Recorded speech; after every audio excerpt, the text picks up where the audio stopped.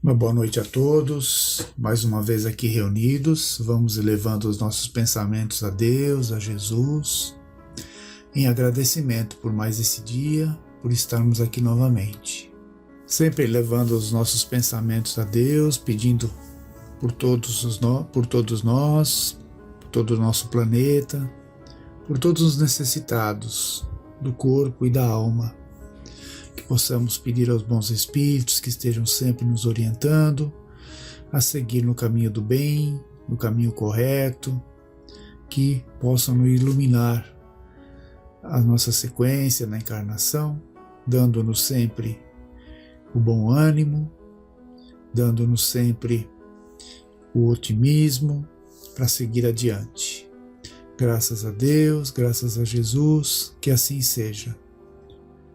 Hoje nós veremos o livro Obreiros da Vida Eterna, de André Luiz, do Espírito André Luiz, psicografado pelo Chico Xavier. Fala no capítulo 4 sobre a casa transitória.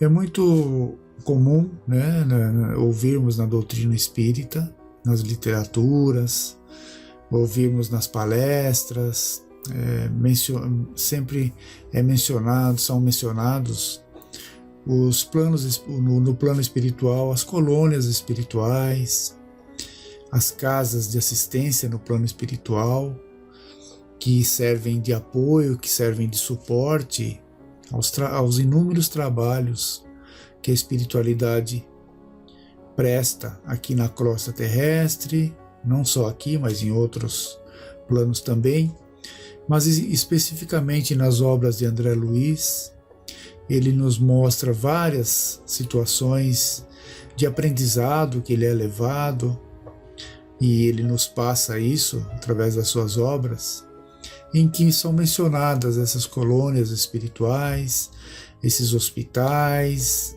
essas casas de apoio, de suporte. E nesse livro, Obreiros da Vida Eterna, no capítulo 4, ele menciona essa casa transitória.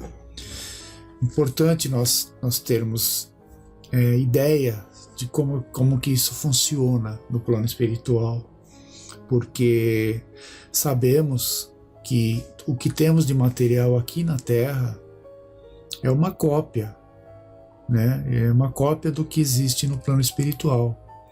E segundo os espíritos evoluídos, é uma cópia muito imperfeita, que deixa muito a desejar ainda do que é realmente o plano espiritual.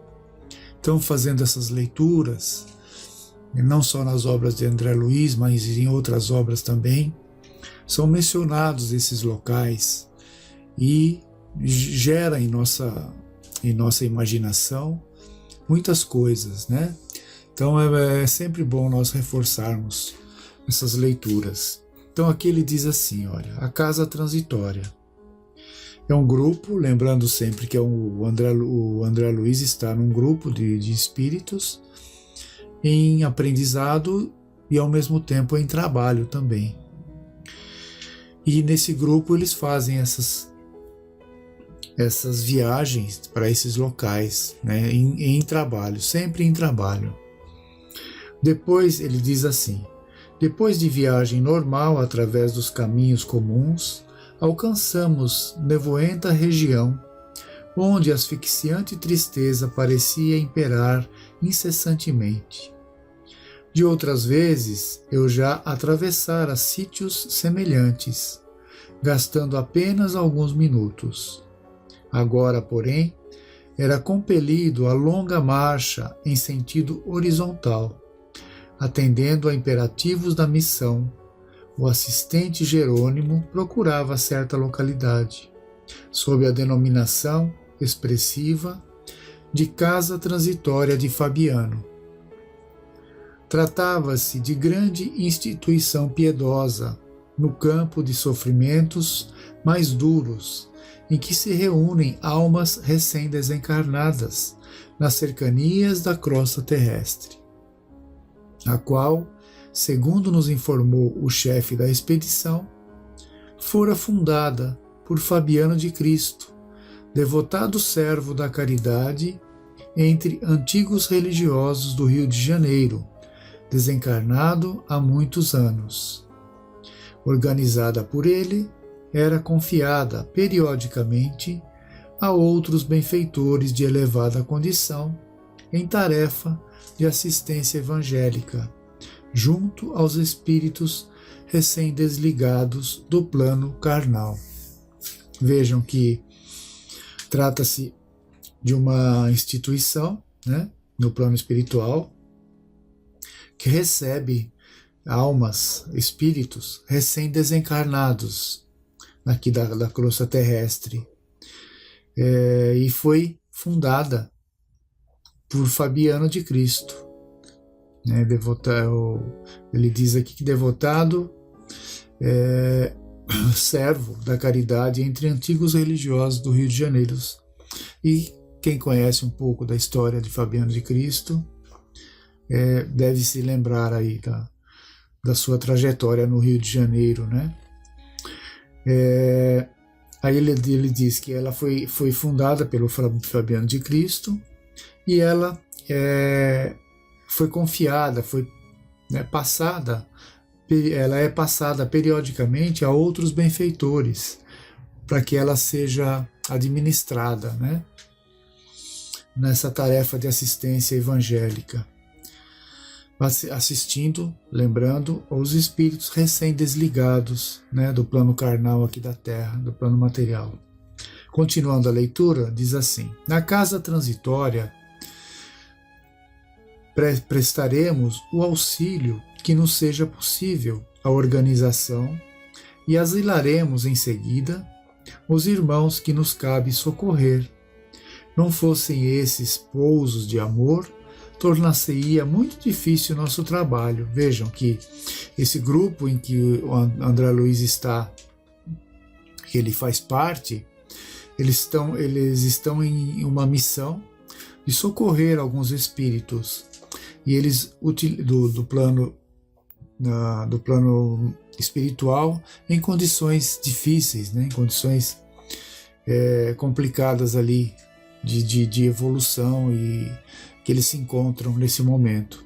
Então eles utilizarão essa casa transitória de Fabiano como um ponto de apoio para prestar essa assistência a esses espíritos. E aí eles estão chegando nesse local. Aí ele diz assim: não fossem esses pousos de amor, tornar-se-ia muito difícil o nosso trabalho. Quer dizer, o trabalho assistencial dos espíritos mais equilibrados, que socorrem ali os menos equilibrados, seria difícil se não tivessem essas casas de apoio. Raramente encontramos companheiros carnais em condições de atravessarem semelhante zona, imediatamente após a morte física. Quase todos permanecem estonteados nos primeiros dias. Se entregues à própria sorte, seriam fatalmente agredidos pelas entidades perversas, ou habilmente desviados por elas do bom caminho de restauração gradual das energias interiores. Daí a necessidade desses abrigos fraternais, em que almas heróicas e dedicadas ao sumo bem se consagram a santificadas tarefas de amparo e vigilância. Vejam só que importante e interessante o que ele diz aqui. A finalidade dessas casas de assistência, né? Ao desencarnar, nós ainda, muitos espíritos encarnados aqui na Terra, ficamos um período ali vulneráveis pelos espíritos que querem ali nos perturbar, né, nos apoderar das nossas energias e nos dominar por algum motivo. E essas casas, elas têm essa importância de levar esses espíritos até lá, abrigá-los até nesse período de recente desencarne, para que eles se recuperem ali, para que eles tenham um pouco mais de consciência. É um dos papéis, né? Além de outras finalidades desses postos de atendimento, essa é uma delas. É o que ele diz, né? Abrigos fraternais em que há almas heróicas, ou seja, aqueles que trabalham, aqueles que se dedicam a esses trabalhos, né? São sempre dedicados ao bem, nessa tarefa de amparo e de vigilância. Após breve pausa, concluiu: além disso, teremos aí todo o equipamento necessário aos trabalhos que nos cumprem realizar. Não se passou muito tempo, defrontamos-nos casarão enorme em plena sombra. Nada que evidenciasse preocupação artística e bom gosto na construção. Nem árvores, nem jardins, nem em torno. A edificação baixa e simples mal se destacava no nevoeiro denso. O contexto aqui, a localização desta casa transitória, era num local bem dentro, com muito nevoeiro, denso, escuro, né? Esse era o ambiente onde eles estavam. O nome do Instituto, André, fala por si mesmo. Temos à frente a acolhedora casa de transição, destinada a socorros urgentes. Embora seu assombro natural é asilo móvel, que atende segundo as circunstâncias do ambiente, sobre permanente cerco de espíritos desesperados e sofredores, condenados pela própria consciência à revolta e à dor.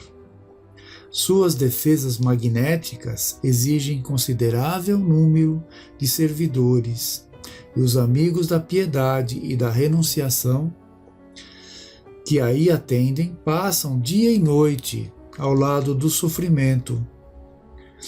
Todavia, o trabalho desta casa é dos mais dignos e edificantes. Neste edifício de benemerência cristã, centralizam-se numerosas expedições de irmãos leais ao bem, que se dirigem à crosta planetária ou às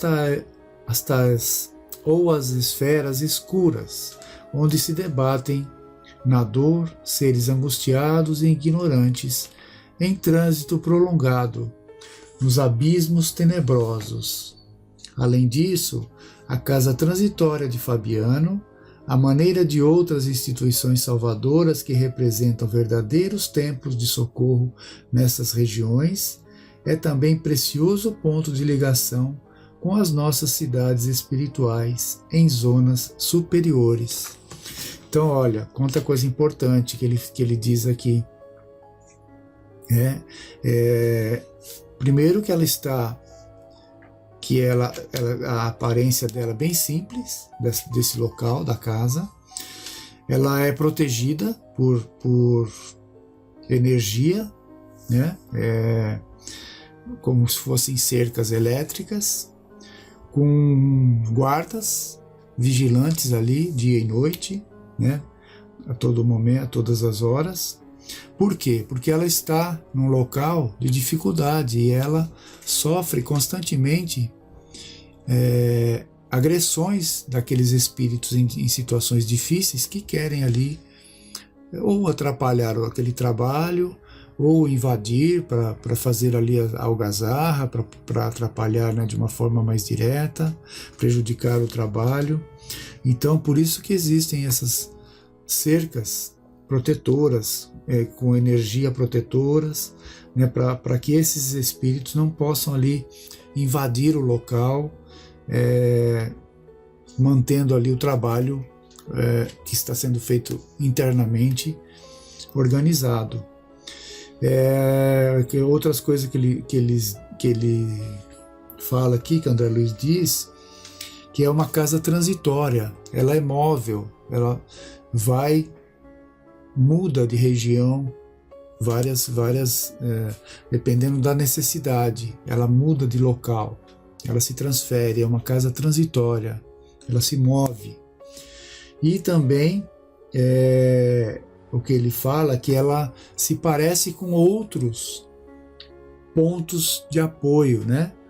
De socorro nessas regiões, quer dizer, existem várias, entendemos que existem outras semelhantes. E também, só terminando aqui, esse parágrafo, ela tem atendimento, ou ele diz aqui que ela tem ligação, né, direta com as cidades espirituais em zonas superiores. Ela tem a comunicação com as zonas superiores, com espíritos superiores ali. Interessante isso, né? Sabemos que a comunicação é constante, não é um local, apesar de ser um local no plano espiritual difícil, de vibrações difíceis, escuro, né, com muita névoa, com muitos espíritos ali querendo atrapalhar, querendo invadir o local para destruir. A ligação com o plano superior, ela existe, ela é feita a todo momento. E como ele diz anteriormente, ali nessa casa existem equipamentos que eles podem e devem utilizar nesses socorros que eles fazem para esses espíritos quando eles saem nas suas caminhadas para socorrer esses espíritos necessitados. Eles levam com eles esses equipamentos que são necessários, né? Então, só para nós termos uma vaga ideia, né? Nossa mente não consegue entender muito bem ainda como que isso funciona, mas à medida que vamos lendo e vamos nos aprofundando nesses assuntos, a gente vai compreendendo melhor. E fazendo uma correção aqui, a narração desse texto, dessa descrição do local, é de Jerônimo. Eu disse que era de André Luiz, mas André Luiz estava acompanhando no grupo, e o Jerônimo era ali o orientador que estava responsável por eles, tá certo? Fiquem em paz, tenham todos uma boa noite.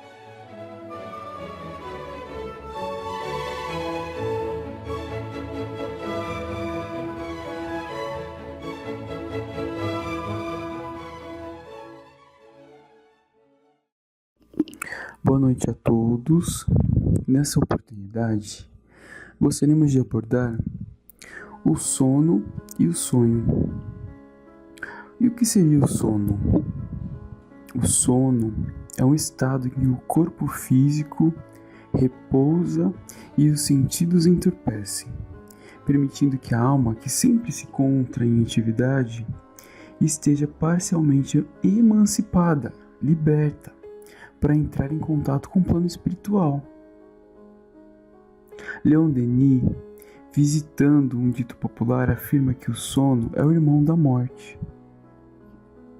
No Livro dos Espíritos, na questão 401, Kardec fez a seguinte pergunta à espiritualidade: durante o sono, a alma repousa como o corpo?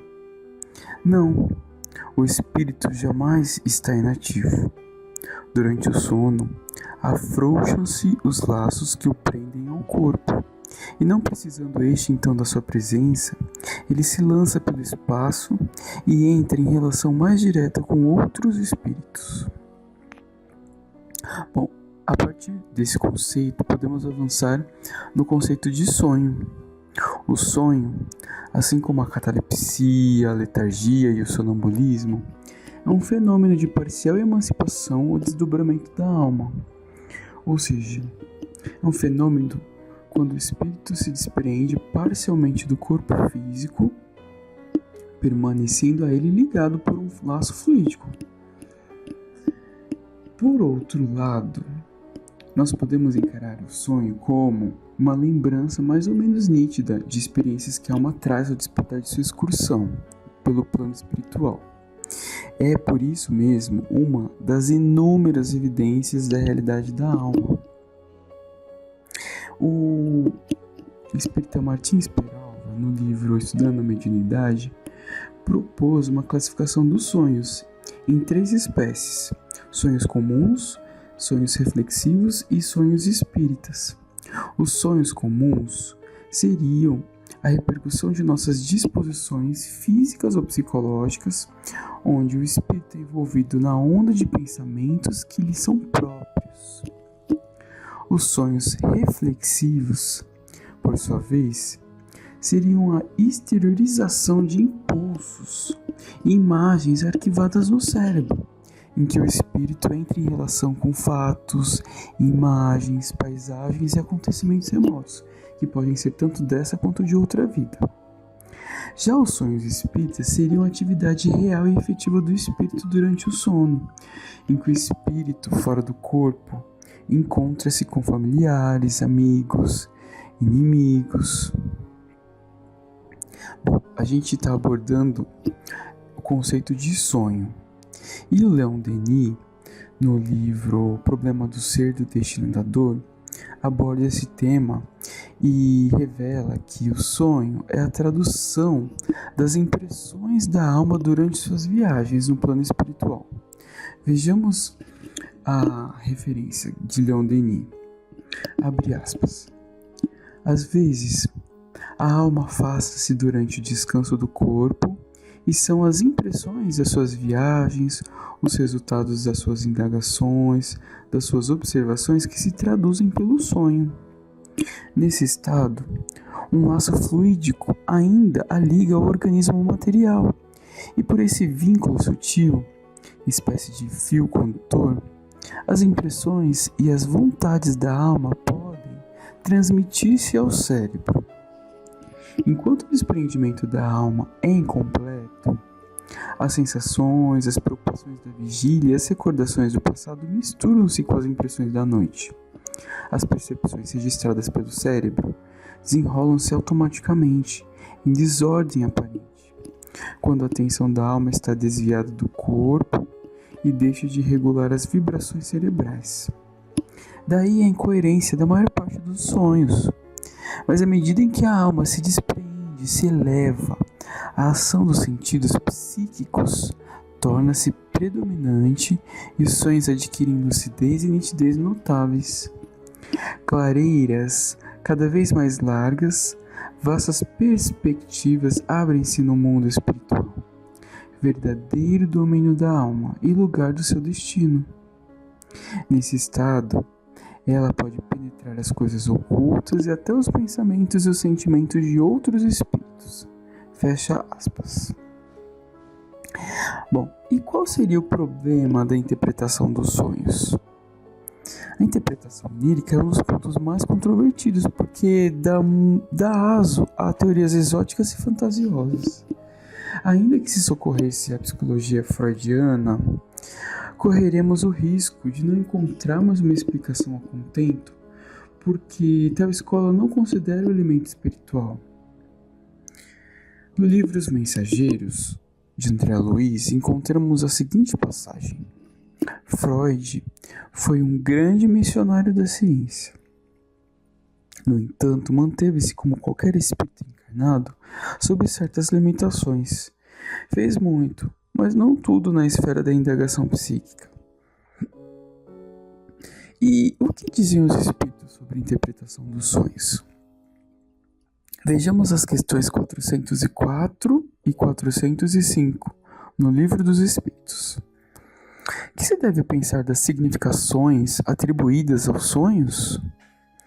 Responde a espiritualidade.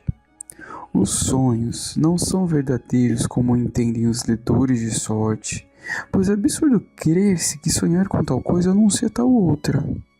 São verdadeiros no sentido de que apresentam imagens para que o espírito tenha realidade, porém que frequentemente nenhuma relação guardam com o que se passa na vida corporal. A miúde, são também, como atrás dissemos, uma recordação. Por fim, podem algumas vezes ser um pressentimento do futuro, se Deus o permitir, ou a visão do que no momento ocorre em outro lugar que a alma se transporta. Não se contam por muitos os casos de pessoas em que o sonho aparecem a seus parentes e amigos, a fim de avisá-los do que a elas está acontecendo? Que são essas aparições senão as almas ou os espíritos de tais pessoas a se comunicarem com entes caros? Quando tendes certezas de que o vistes realmente se deu, não fica provado que a imaginação nenhuma parte tomou na ocorrência, sobretudo se o que observastes não vos passava pela mente quando em vigília? Questão 405. Acontece com frequência verem-se em sonho coisas que parecem um pressentimento, mas que afinal não se confirmam. A que se deve atribuir isto? E a espiritualidade responde: pode suceder que tais pressentimentos venham a se confirmar apenas na experiência do espírito e não na do corpo. Isto é, o espírito vê aquilo que deseja, porque vai ao seu encontro. É preciso não esquecer que durante o sono, a alma sempre está mais ou menos sob a influência da matéria, e que, por conseguinte, nunca se liberta completamente de suas ideias terrenas, donde resulta que as preocupações do estado de vigília podem dar ao que se vê a aparência do que se deseja, ou do que se teme. A isso é que, em verdade, cabe chamar-se efeito da imaginação. Sempre que uma ideia nos preocupa fortemente, tudo que vemos se nos mostra ligado a essa ideia. Fecha aspas. Então, assimilando as significações dos sonhos fornecidas pela doutrina dos espíritos, Kardec, no item 101 do Livro dos Médiuns, esclarece que as manifestações aparentes mais comuns se dão durante o sono por meio dos sonhos. São as visões. Os limites deste estudo não comportam um exame de todas as particularidades que os sonhos podem apresentar. Resumiremos tudo dizendo que eles podem ser uma visão atual das coisas presentes ou ausentes, uma visão retrospectiva do passado, em alguns casos excepcionais, um pressentimento do futuro. Também muitas vezes são quadros alegóricos em que os espíritos nos põem sob as vistas para dar-nos úteis avisos e salutares conselhos, se trata de espíritos bons, para induzir-nos em erro e nos lisonjear as paixões, se são espíritos imperfeitos o que nos apresentam. E por que temos dificuldade de nos lembrar de nossos sonhos? Leon Denis nos esclarece que quanto mais a alma se afasta do corpo e penetra nas regiões etéreas, tanto mais fraco é o laço que os une e tanto mais vago a lembrança ao acordar. Por isso, o cérebro deixa de registrar as suas sensações. Recorrendo ao Livro dos Espíritos, encontramos a questão 403. Por que não nos lembramos sempre dos sonhos? E a espiritualidade responde: naquilo que chama sono, só há o repouso do corpo, visto que o espírito está constantemente em atividade. Recobra durante o sono um pouco da sua liberdade e se corresponde com os que lhe são caros, quer neste mundo, quer em outros. Mas como é pesada e grosseira a matéria que o compõe, o corpo tem dificuldade em conservar as impressões que o espírito recebeu, porque a este não chegam por intermédio dos órgãos corporais. E qual a importância dos sonhos? Bom, a par dessas considerações, nós podemos concluir que, além de constituir uma evidência, uma prova do plano espiritual, o sonho reflete nossa casa mental, nossas inclinações, nossos intercâmbios, podendo também ser palco de programações para o nosso futuro. Essa é a abordagem do espírito Joana de Ângeles no livro Leis Morais da Vida.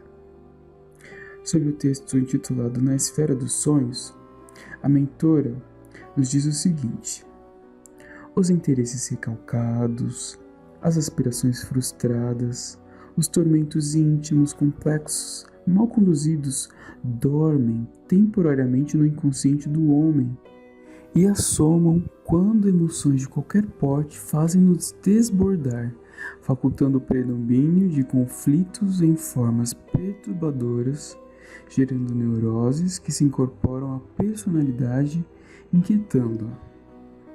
Da mesma forma, os ideais de enobrecimento, os anelos de beleza, o hábito das emoções elevadas, a mentalização de planos superiores. As aquisições e lutas humanistas repousam nos departamentos da subconsciência, acordando frequentemente e produzindo euforia, emulações no homem, ajudando-o no seu programa de paz interior e de realizações externas. O homem é sempre aquilo que armazena consciente ou inconscientemente nos complexos mecanismos da mente.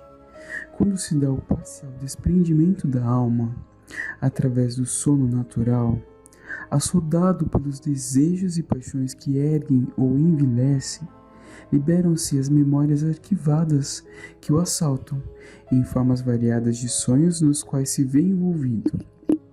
Concomitantemente, em decorrência do cultivo de ideias deprimentes ou das otimistas, a alma, em liberdade relativa, sente-se atraída pelos locais que lhe são inacessíveis, enquanto na lucidez corpórea e fortemente arrastada por esse anseio de realização, desloca-se do envoltório físico e visita aqueles com os quais se compraz e onde se sente feliz.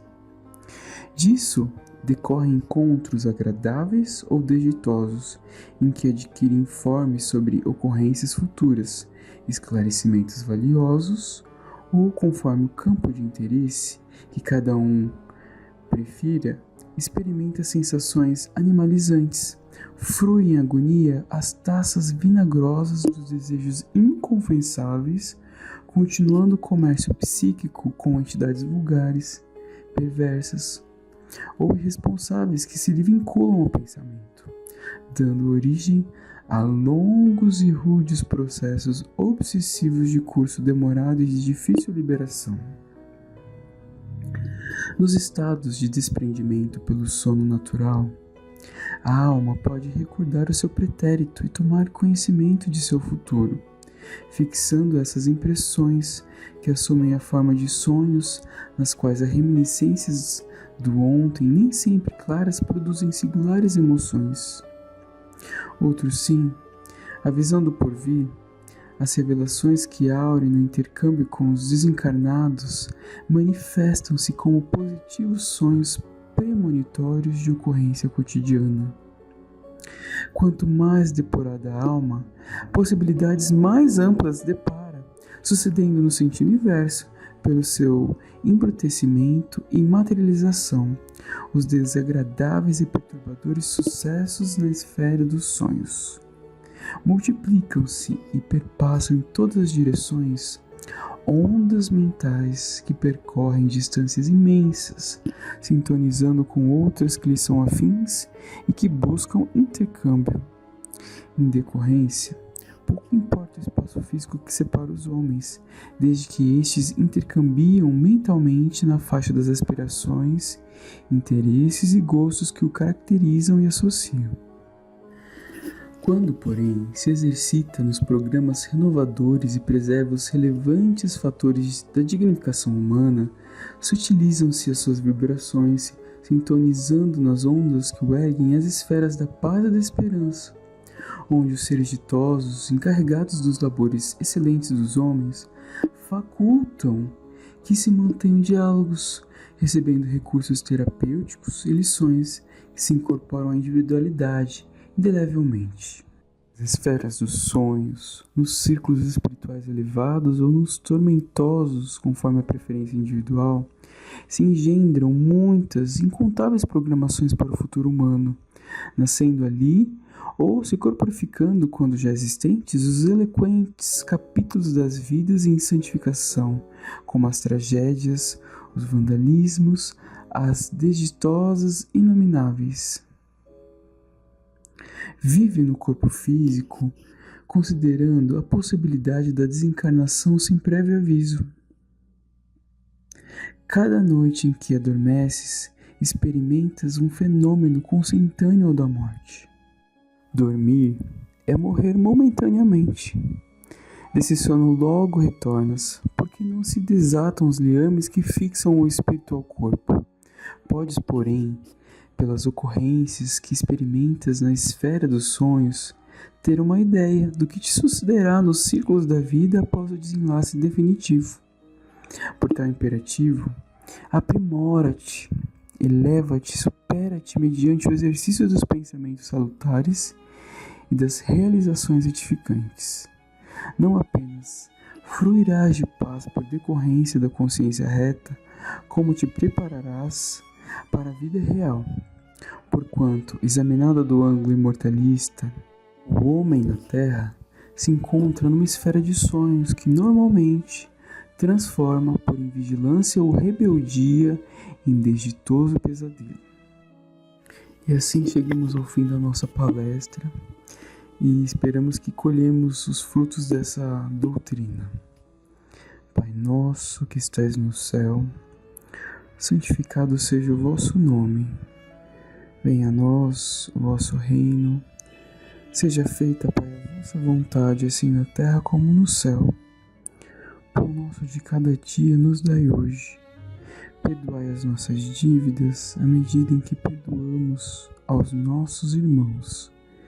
Não nos deixeis cair em tentação, mas livrai-nos de todo o mal. Que assim seja. Graças a Deus e a Jesus. Uma boa noite.